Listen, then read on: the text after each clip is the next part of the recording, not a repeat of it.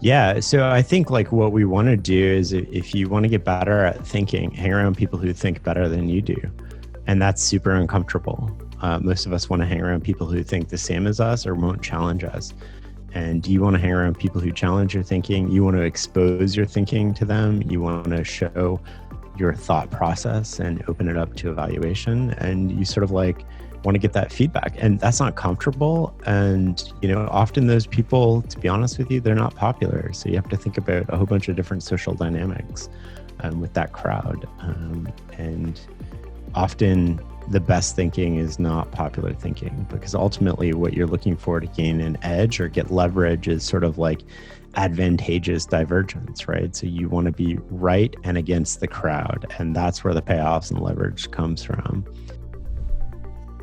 Yeah, so I mean, there's never been a better time alive to do that than right now, right? Because you have access to Twitter and other social media where you can literally follow almost anybody in the world. And so what you're looking for when you're following people is people you would tend to disagree with. They might offer, but you respect, right? So people who articulate how they're thinking, why they're thinking things, but offer an opinion that's different than yours. And people that surprise you, like that surprises me. I don't agree with that worldview because it doesn't compute with what I think the world looks like. And those are moments that most of us gloss over, but those are the moments you want to dive into if you're trying to think better. And I think that it's really important that you explore those, and you can follow crazy.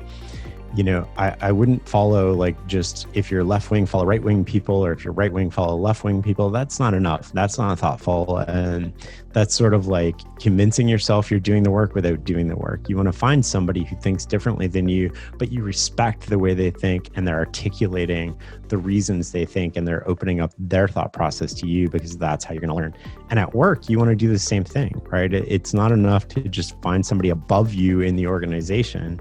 I mean, that's a lazy approach to sort of like getting better. It might actually be effective for getting a promotion, but it's a lazy approach to thinking better. You want to find the people closest to the problem, and you want to start developing your associative memory. You don't want to develop your direct memory.